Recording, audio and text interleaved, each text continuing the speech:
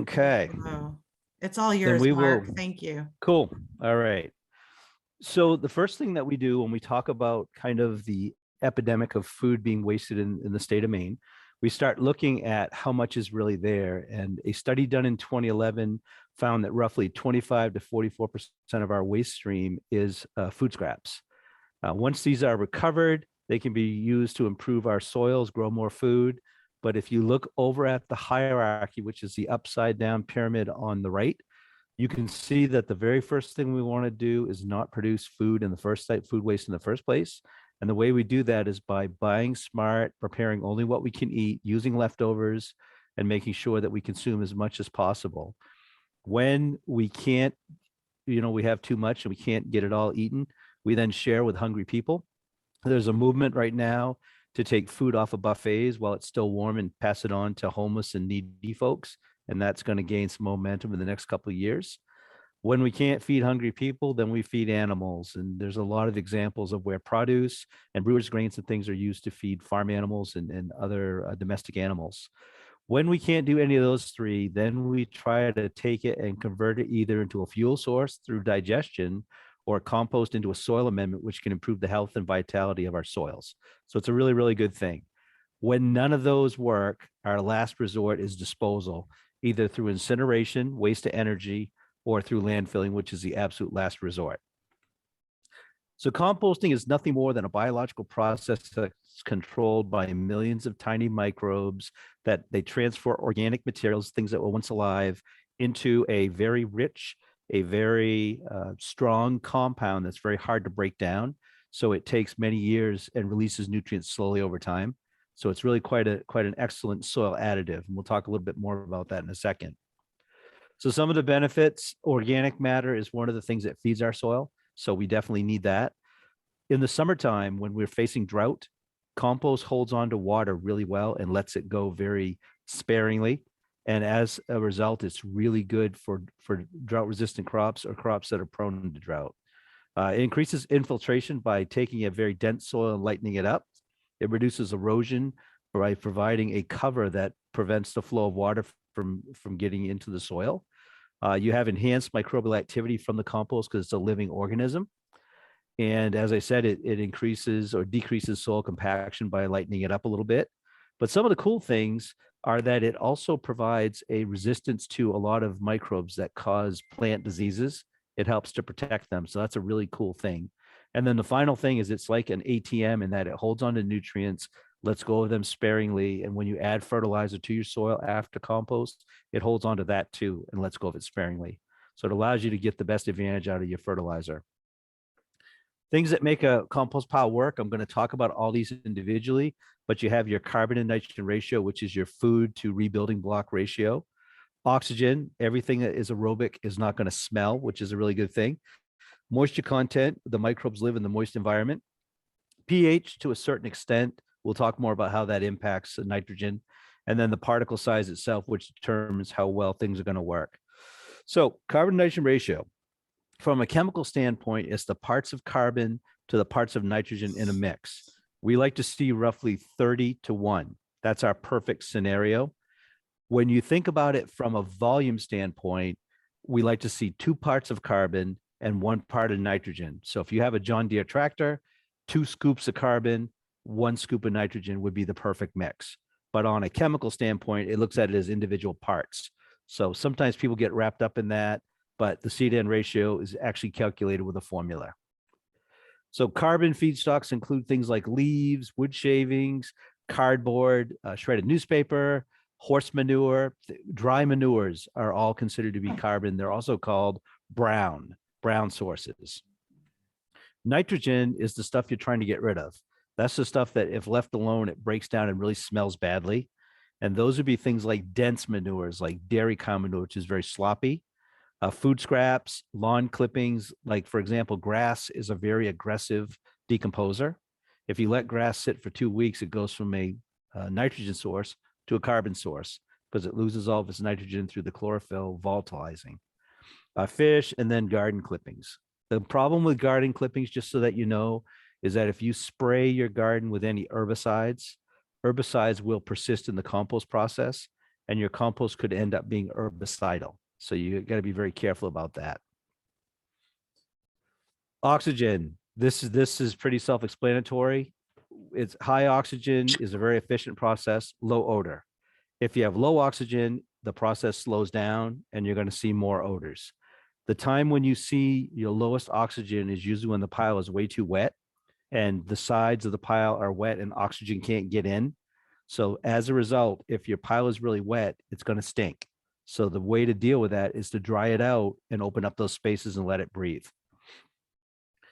I'm a retired paramedic, and this is one of my favorite kind of statements. Oxygen is used by every living thing. We breathe in 21%, we exhale 16%. That's why when you give somebody CPR, you're able to keep them alive because they only need 5% in their body to live. So when you exhale, you're exhaling 16%. So same with a compost pile. Once we feed it oxygen, it very rapidly drops down to about 5%, which is where it needs to be to live. So when we turn a pile, we introduce 21%, and very quickly it gets down to about 5%, which is their favorite operating time. The temperature is your best indication of how your pile's doing. If the pile's doing super well, you're going to have temperatures in excess of 131 degrees. Think about all the little microbes working together as children in a room with a soccer ball. The room can be 60 degrees and they run around and start playing, and pretty soon it's 80 degrees. That's the same thing with a compost pile. All that metabolism wrapped in an insulated pile results in hot temperatures. And those hot temperatures are necessary to kill pathogens and to also kill weed seeds like tomato plants, things like that. This is just an example of an existing compost pile. And if you look carefully, there's three phases. There's mesophilic, thermophilic, and curing. Mesophilic means ambient temperature up to about 104 degrees. Usually digesters operate at about 104, so it's called mesophilic. Once it starts to bump up to 110, 120, 130, higher, it's thermophilic, and that's the range where the microbes are really happy. And that usually lasts between 2 and 6 weeks. Then it rapidly cools down again, and we call that the curing phase, where we leave it in a pile for 3 to 4 months, and the end result is you have a really good compost that's stable. Moisture, we want it around 50 to 65%. The simplest way to figure it out is to mix up your recipe, grab a handful and give it a good hard squeeze. If water shoots out your knuckles, it's too wet. If you open your hand and it crumbles on the ground, it's too dry. If you open your hand and it feels like a wrung out sponge, it's just right. And that's kind of what we shoot for.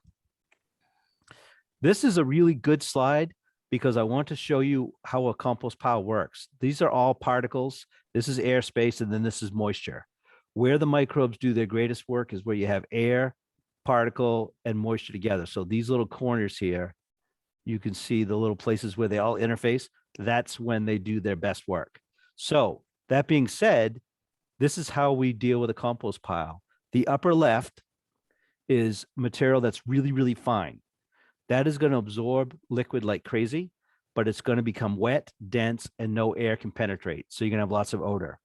The one on the right is very, very coarse. It's not going to absorb anything. And when the wind blows, it's going to dry out quickly. So without any moisture, your microbial activity stops to like zero. So what we're shooting for is this combination in the bottom, which is a mixture of coarse and fine. The fine suck up the juice, the coarse provide the airspace and allow things to flow. So that's kind of the ratio that we're looking for. This is a really, really cool slide. This is when we did some poultry composting back in 2016. And if you look at the pile to the left and the right, you see those little gray areas. Those gray areas represent areas of significant drying. And what's happening is that if you look at the center of the pile, it's kind of dark. That darkness is wet, hot activity. The ideal moisture, the ideal heat. And as it cooks, it shoots air out through the top. That's called the chimney. And as it pulls air out, air is drawn into the sides to replace what was lost. And we call that the chimney effect. And that allows the compost pile to keep breathing and keep working. Okay. My wife may be showing up shortly, so you'll hear my dogs for a second. All right, so Compost Systems. This is by far the best one out there. This is the one I advocate. This is the one that Reedfield bought for everybody. It is a Lobster Trap wire bin that's 12 feet by 3 to 4 feet tall, and it actually will hold exactly 1 cubic yard of compost which will stay warm all winter long. So it is the ideal size. These things are bulletproof. They last forever because it's a steel that's been galvanized and then dipped in epoxy. So they are by far the best. They're not the prettiest. Those earth machines are prettier, but those earth machines are absolute garbage. They don't compost enough material and they just don't work. So this is what I advocate for. And this is what I'm trying to get MRA to buy more of. This is an example of someone who thought they could do it better. They told me, I don't need to buy your Lobster Trap bin. I'll go to Lowe's and get my own. Well, this chicken wire is good for about a season, and usually ice and snow damages it to the point where it's no good. You spend the $50 to $75 one time, 15 years later, it still looks brand new. So you get what you pay for these days. So this is not something I would advocate for. And that person was pretty embarrassed and said they'll never do it again. So this was done at a hospital. This is people that thought my Lobster Trap bin idea looked pretty crappy. So they built one that has 3 individual bins. They all hold a cubic yard. And the idea is you fill the first one, then you flip it to the second, then you fill the first one again, you flip the second to the third, and you end up with a nice mix. This also cost about $1,500 to put together by the time they were done. But my Lobster Trap bin's about $70. So once again, they wanted something pretty. And if you want something pretty, a minimum of 1 cubic yard per container is the standard. This is some kids. I'm not a fan of pallets, but these guys listened to me and they lined it with hardware cloth, because what happens with pallets is crap gets down inside the crevices, and if raw food gets there, it attracts rats and other vermin. What they did is they filled it up with this nice hardware cloth to keep stuff in place, but they didn't take care of it. And as you can see, weeds infiltrated it. So if you're going to build something like this, it's a process. So I spend a lot of time at schools helping them undo the boo-boos and move towards something more positive, which is okay. This is another one. This is basically a lot of work by the kids, and they basically dig and dig and dig. And if you keep at it, it'll make compost. Just like these guys here have very small capacity, but if you keep spinning them, it keeps them aerobic and they keep working. The one in the middle is kind of funny. It's like the size of a beach ball, a big one. You fill it with compost and then the kids kick it around the yard. So if you have hyperactive children, it's not a bad little device to have. This is just a Flippy Tumbler like I had on the first page. And this is actually a garden club that kind of did this. And the one on the right is their attempt to try and make a cheap Lobster Trap bin. But once again, it just doesn't work. So we had a lesson learned on that. It was all good. This is my favorite system. This is what I do at my house in New Sharon. It's where you make a pile, usually 5 yards to 10 yards. And I use horse manure, and then you add food and you mix it with a tractor. You can get a lot of work done with that. And it's the fastest compost out there. You can have compost ready to go to curing in 6 weeks. If you do the layering effect on those little Lobster Trap bins, it may take you 6 months to get compost, but it still works. All right, so some of the tools on the far left, this is called a wing digger. And basically it looks like a cane. You shove it into the pile. When you pull it out, the 2 little feet spread out and it rips a hole. And that provides aeration. You should have a thermometer. I prefer a 3-foot thermometer. It lets me probe the pile in a couple of different depths. And that just gives me an idea of whether things are going good or not. This container here, the green thing goes on your counter. It has a little charcoal filter, but you guys got your own those are just as good. And those work really well. And basically the way that I work it is you have a 5-gallon pail on the back porch, this 2-gallon container on the counter. When you fill that, maybe after a meal or 2, you dump the contents into the 5-gallon, rinse it out, start over. When the 5-gallon container is full, you either go out to your compost bin or you go to the refill transfer station and dump it in their pile. So it becomes a really good deal. This device here is called a spade fork. It's a rugged, heavy tined pitchfork that allows you to tear a pile and rip it and turn it. So just a little bit better. It's kind of a nice rig. All right, so how do you get started? Well, the first thing is on the website, I've got a bunch of materials that you can get just by going to maine.gov/DEP, sustainability, compost. And when you get on there, the index, it has a whole bunch of guides that I put together. The first 2 are ones that I wrote to help people understand composting. The one on the left is an overall compost Bible. The one on the right is specifically aimed at students in schools, and it teaches them all the steps that they need to do. These are both free. download them, print them, save them, send them, whatever you want to do. Now, one of the things that I'm promoting in a lot of communities, not necessarily Reedfield because we compost there, but in communities that can't compost, I'm pushing this thing called a consolidated collection center. The way that it works is you put a couple of containers in town, you let them fill up, and then a subscription service comes and takes them away. For example, the digester in Exeter comes and picks them up and then turns around and adds it to their digester to make some energy. The benefit is you still get to recycle your food scraps and get them out of the waste stream. You just don't have to deal with them in your community. The one down below here is actually the Virginia Department of Transportation, and they use those bins for roadkill deer. They get a lot of deer strikes down there. And so each one of those bins will be filled with a hot active horse manure or something like that. And then they put the deer in and they cover them and they break down in about 4 weeks. And so they use that compost around the roadsides. But the whole idea is that with any of these activities, the material, the lids should lock. The materials are covered with a coating of carbon to prevent any odor generation. And oftentimes the bins are lined with some carbon so that if they get juicy, it sucks up all the juice. So just a great little option. And I'm going to be doing workshops all across the state starting mid-April to cover this more. All right, let's see here. So this was the part that Mark Hedrick was going to talk about. And this is something that we developed with the Department of Agriculture several years ago. And what it does is it allows a farm to compost up to 60 cubic yards a month of solid waste without a DEP permit, provided they have a compost management plan that's written by the Department of Agriculture. Now, since one of my colleagues retired from there, I actually helped write those with Mark Hedrick, who is going to be here tonight. And so we get farmers set up. It's a great way if you have a farm and you say your dairy herd's dried up, you don't want to deal with that anymore. It's a great way to make some extra income with the infrastructure you already have in place. Your manure pit can become a compost pit. Your tractor, which used to go out in the field and turn things, can now turn compost piles. So it's a great way to make money. And most farmers get between $45 and $50 a cubic yard for incoming material. So they can make, quite a bit of money, which is kind of a good thing. So what currently happens and what you're doing at Reedfield is you are allowed to compost 5 cubic yards of food a month without a DEP permit. So every transfer station in the state of Maine that has a permit by rule, I allow them to compost the 5 yards, and I often encourage them to do it. Because if they try it and they like it, then we can look at going for a license to do more. But if they think that's all they want to do, they can do it without a license at all. So it becomes really handy.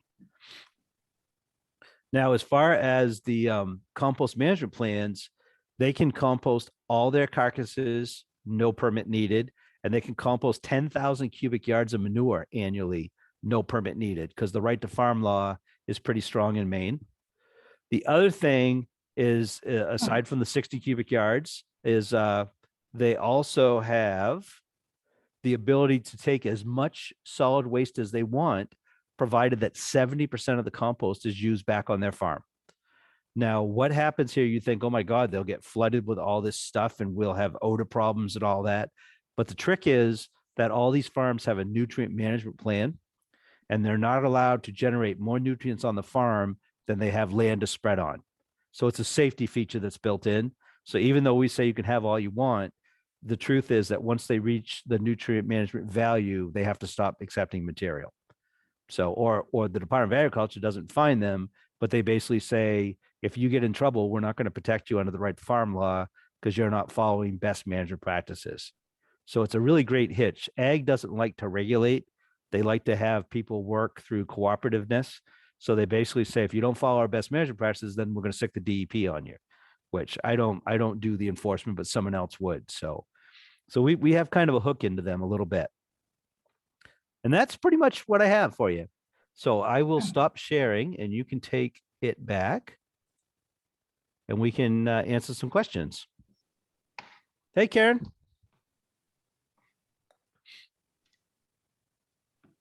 Karen, we can't hear you. Oh, she's muted. Oh, how's that? There you go. A little better? There you go. Mhm. Yes. Thank Yeah. you. Glad you could make it. Yes, thank you for the technical assistance to get me on here. Hi, Mark. Nice to see you again. You too. You too.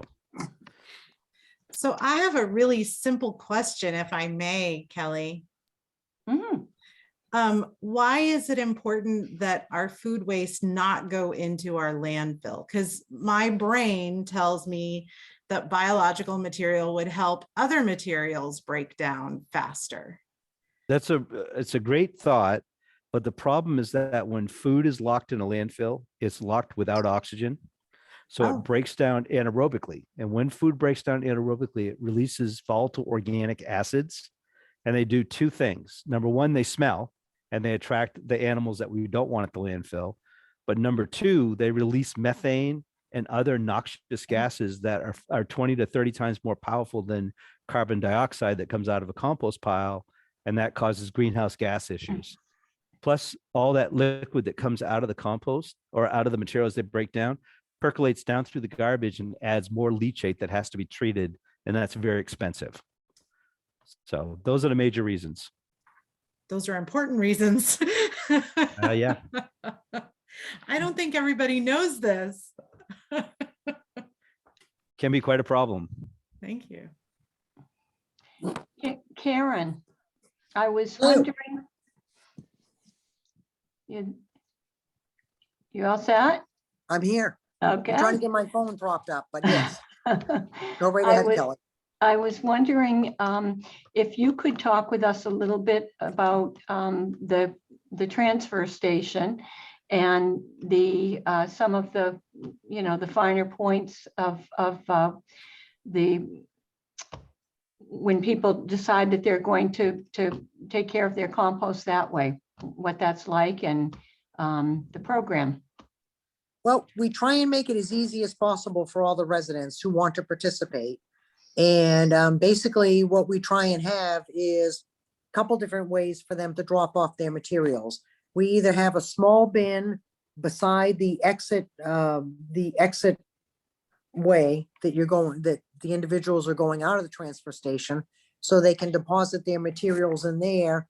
Or we also have, we try and have the pile, the food compost pile, close enough so that if the ground is decent, and this time of year it tends to get a little mucky, but that they can just take their materials right over and drop them on the pile. And then we periodically, as Mark talked about earlier, we turn the pile, we mix the materials together. We add what I call nutrient value to that as well too. So that's what we do at the transfer station. Beyond that, I mean, we also encourage people to do the home composting. We have as Mark talked about, the Lobster Trap bins. We have those available at the transfer station. So people who get that extra information about composting at home can have one of those as well too. There's no charge for those at all for the residents once they attend those seminars for that. But we have a dedicated what I call pile for the food compost.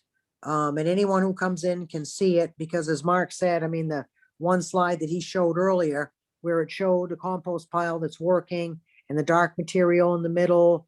And that's exactly what we have going on, kind of a scientific experiment ourselves at the Reed Field Transfer Station. Thank you.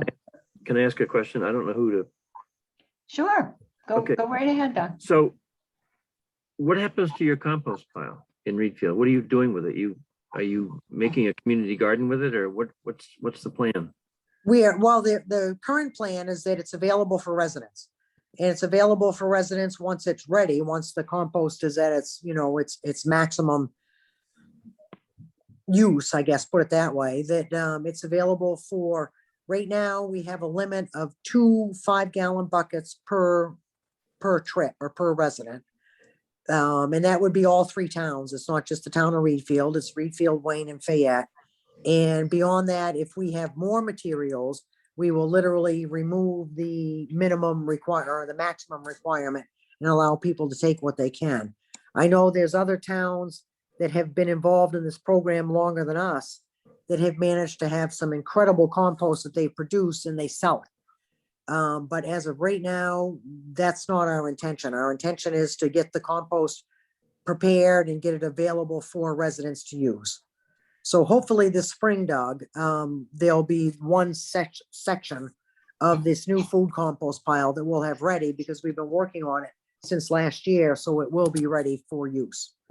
And it'll be available for residents free of charge. So it's like the sand pile. I can take 2 buckets or something, right? Correct. Yeah. That's the way it is now. But if we get a lot more and we're getting more participation, which is great. So the more participation we get from residents, then the less regulations we'll put on the pile. In other words, if you want to take a pickup truck load, if we have enough, we'll allow you to do that. We can't load it with our equipment. The town can't use its own equipment to load it, but anybody can come in and help themselves if it gets to that point. Currently, it's a 2 5-gallon bucket limit per visit at the transfer station. Oh, good idea. Great. One more thing for me to bring home from the transfer station. There you go. Exactly. These are the good items we want people to be taking home. Yes. Karen, from the experience that you've had since the program was started last summer, any thoughts about things that you'd want people to know, or any tips for people bringing things in, maybe things that people are adding that shouldn't be there, or anything like that? For those people who are bringing their materials into the transfer station, we ask that they don't bring any plastic or even what's now considered compostable materials. In other words, that there are bags that are sold in certain areas that say they're compostable bags. So you can put your material in there and then just take it to the transfer station. That's what's assumed will happen. But we aren't able to handle the bags themselves, whether they're either a straight plastic bag from Hannaford or whether they're those sold as compostable bags themselves. And the same would hold true for the compostable plates and flatware that's being sold as well too. Those materials, while they may be compostable somewhere, and Mark can probably give us more information on that, Mark King, with the program that we have, they're not allowed now. So what happens is we have to literally, the staff, we have to go and try and pick those things out of there. So it would be easier from our perspective if people simply didn't put those in there. Sure. Yeah, I mean, I worked with Hatch Hill in Augusta, and their large compost piles are 165 degrees for 6 or 8 weeks. And I put in compostable flatware, forks and spoons and cups. And at the end Didn't of a do it. 6-week period, all the forks did was they were bent sideways. They didn't decompose whatsoever. So it's a misnomer. And a lot of the compostable materials have PFAS in them. I don't know if you guys have heard about that in the news, but it's No. stuff you want to stay, just like at McDonald's, when you get your Big Mac, that wrapper has PFAS in it. So I ask for no wrappers on any of my food. So just something to keep in mind. Yeah, and that obviously, given what the state's going through now with the PFAS mark, as you said, that's nothing that even if it were on a small scale at our transfer station, we don't want to add to that issue. That's So right. that's one of the things, that's the only thing that we've seen from items coming in that weren't really what I would consider acceptable. And other than that, I mean, the participants are fabulous. They're bringing in amazing amounts of material. And I'm That's really one of happy the about reasons that. And I actually had a different countertop. I already have a countertop composter, but it required those compostable bags. Yeah. Ooh. And I knew I couldn't put it in my backyard compost pile.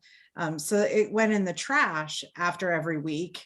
And I thought, this is ridiculous. I'm building up plastic, like defeating what I'm trying to accomplish. So I was very pleased to switch to this compost bin that the transfer station provided. So thank you for that. is it working well for you too, those bins? Are they?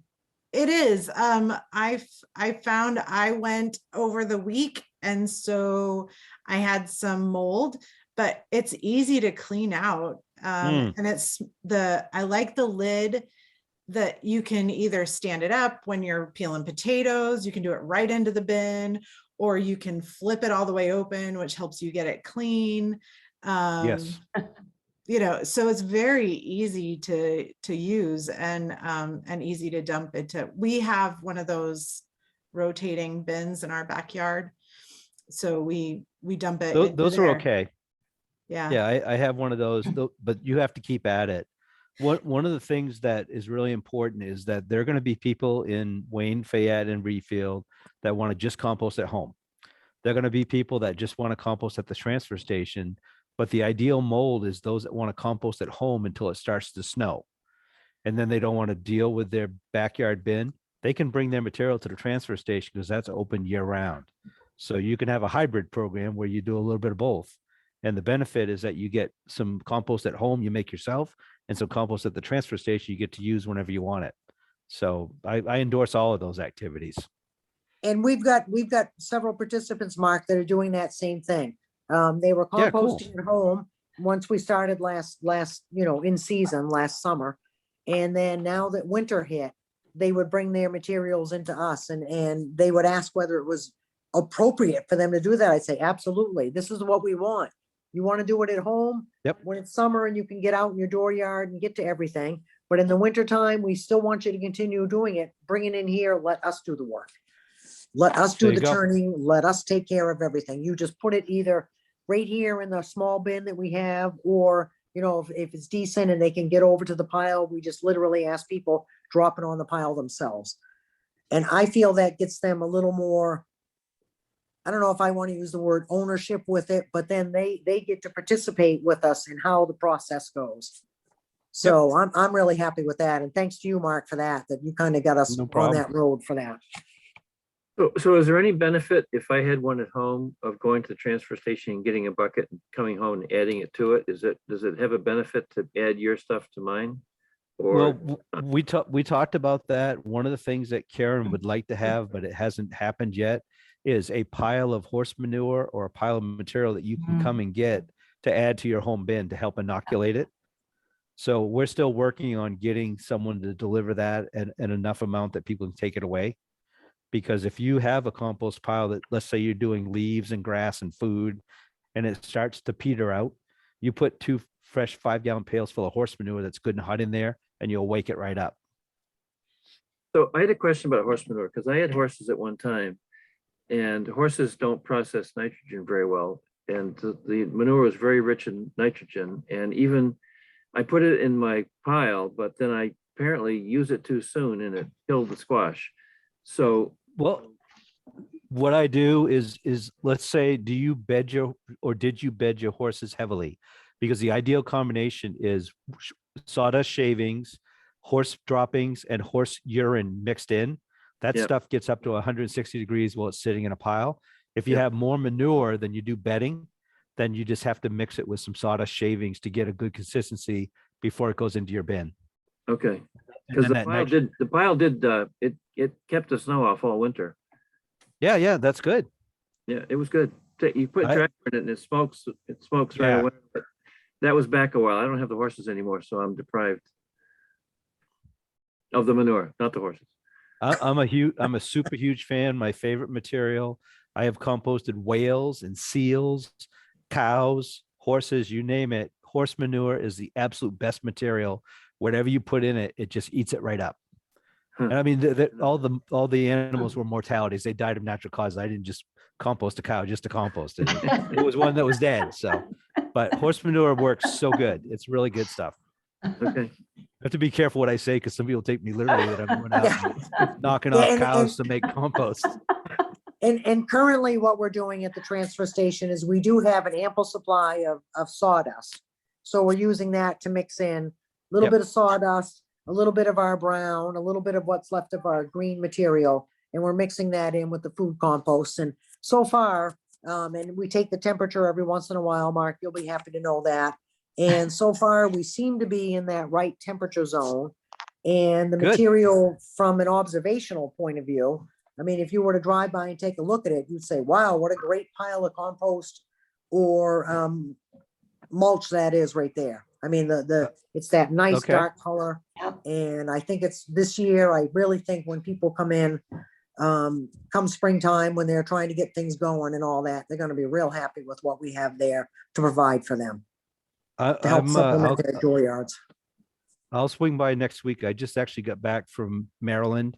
I spent 2 weeks with the USDA composting poultry from the avian influenza outbreak. So I've had Ah. very, very long days. So I'm trying to recover.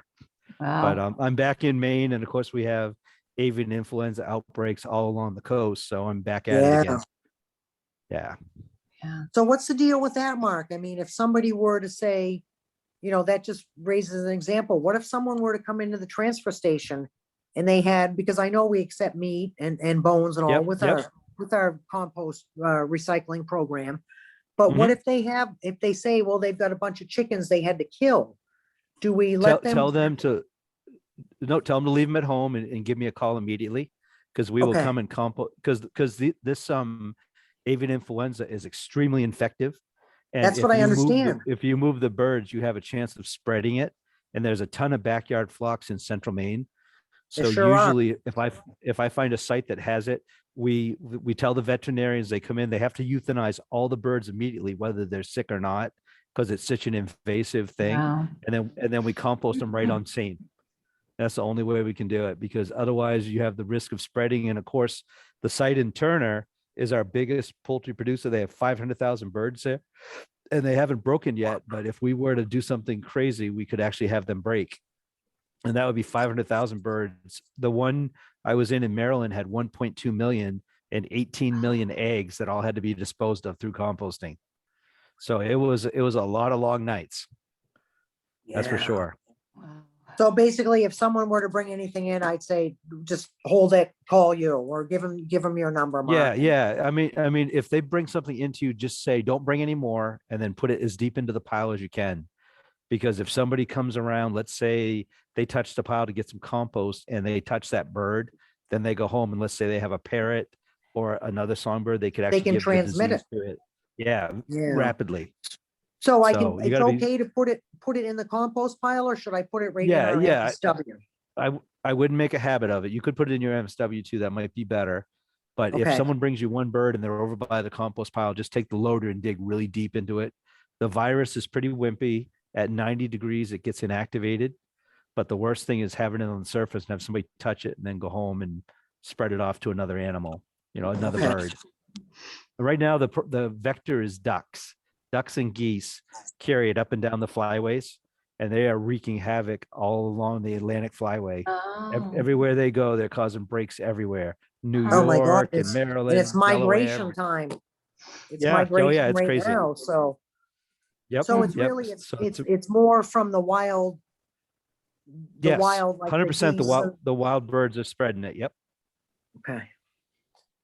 Every flyway. So right now in the Midwest, along the Central and the Mississippi Flyway, it is horrible. Iowa and Wisconsin and North Dakota, South Dakota, Nebraska are all getting hit heavy with these outbreaks. Mm. And in 2014, when we first started doing this, we had 65 million chickens and turkeys that had to be euthanized and composted. So that's just an idea of how many birds we had to deal with. Wow. So, but that raises another question. I mean, and I'm sure that as time goes on, you'll let us know, Mark, from a DEP perspective, what, if anything, we need to worry about introducing into our different compost piles that Yeah, could, it- in essence, be transmitted to other unknowing houses or farms or anything like that. Your biggest concern right now is keeping only food scraps in those buckets. Yeah.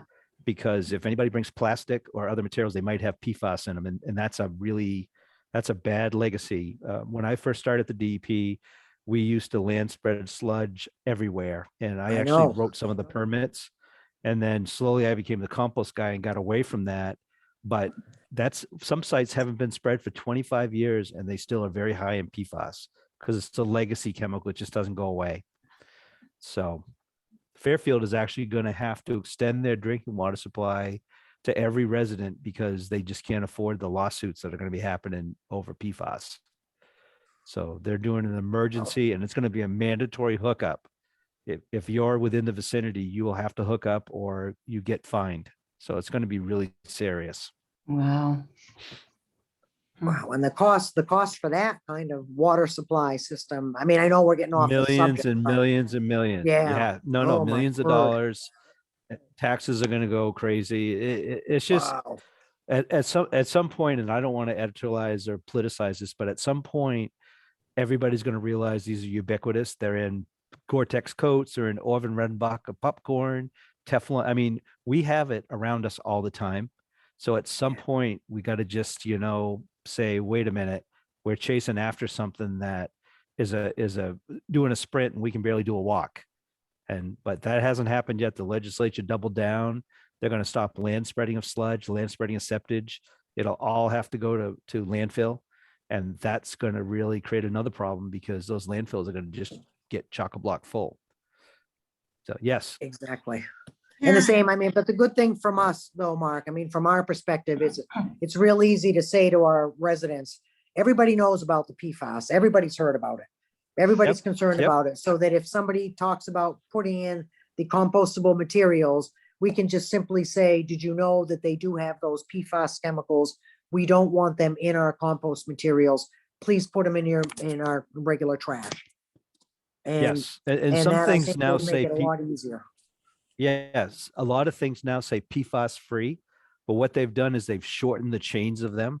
So it's no longer PFAS compound, it's a different compound.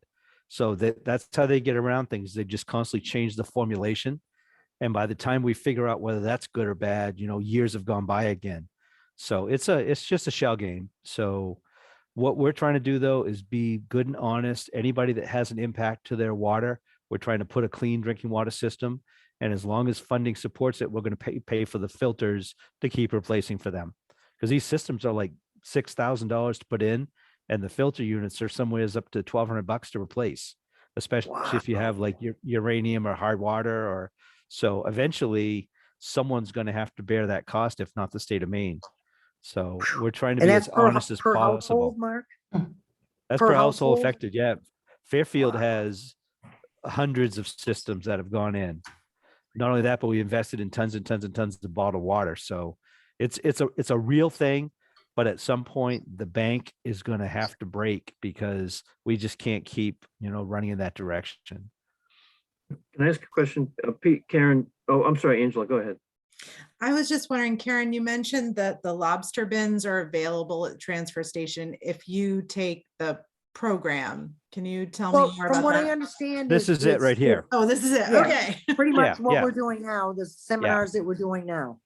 Yeah, great. you all are eligible for a bin right now. So you can go get one whenever they're open. So Thank you. speaking of the little bins, these little bins. right Yes. here, Karen gave us about 40 or 50 of these for Wayne, and Yep. we're making them available to anyone in Wayne. I think we've given out 20 or 21 Wow. Okay. good. week or two, but they're available. Hannah doesn't know it, but they'll be in the church office. They're at the Williams house. They're at the town office, and we'll. Okay. We're not. WayneMainEvents.com isn't taking the responsibility for getting these out, but we're willing to do all we can to get them out. They're So at the library as wherever well. we can, farmers market, Yeah. place, get Yep. these out, because we've got our little logo on there with a little QR code that takes you right Okay. to the website.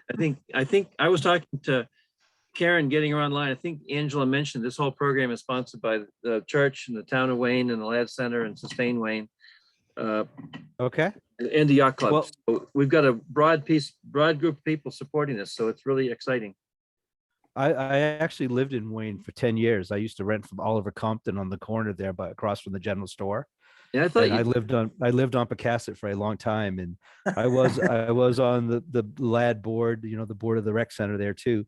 And I think that you could actually, this video that we did, it's short enough that you could have some people come in and watch it at the library and sign their name and then bring that to Karen that they've seen the video, and they could get bins as well.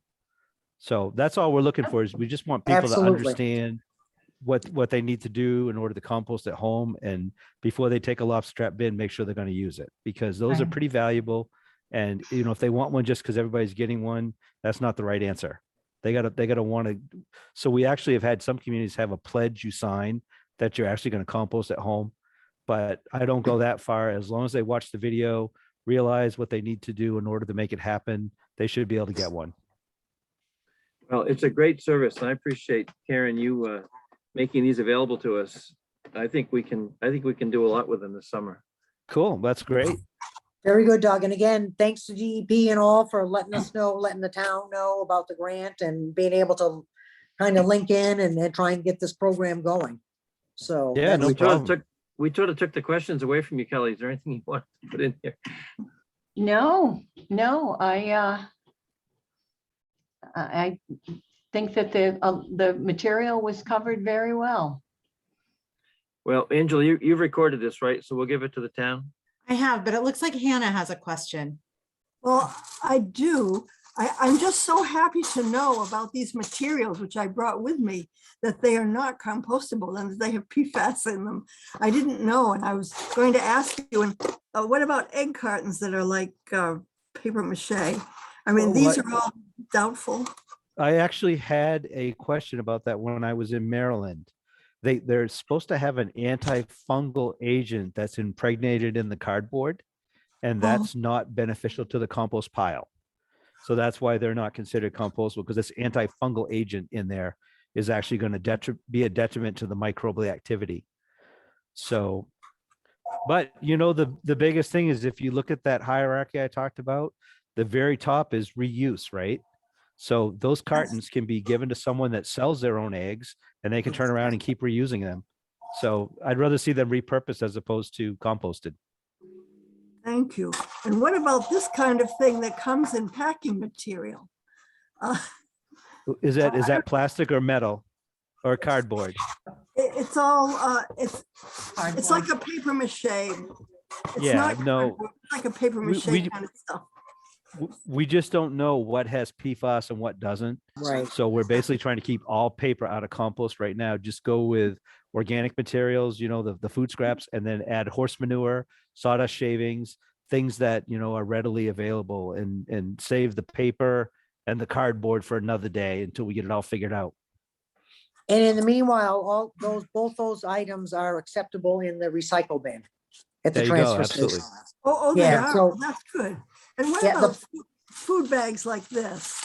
That I bring my sandwiches in, but these are like paper bags, but they say they're compostable, but Yeah, no, just stay away from that stuff, because what makes them compostable and what makes them durable is a PFAS away. You know, some of the bowls the compostable bowls that you have like clam chowder in, you ever Yeah. wonder that they don't soak through too quickly?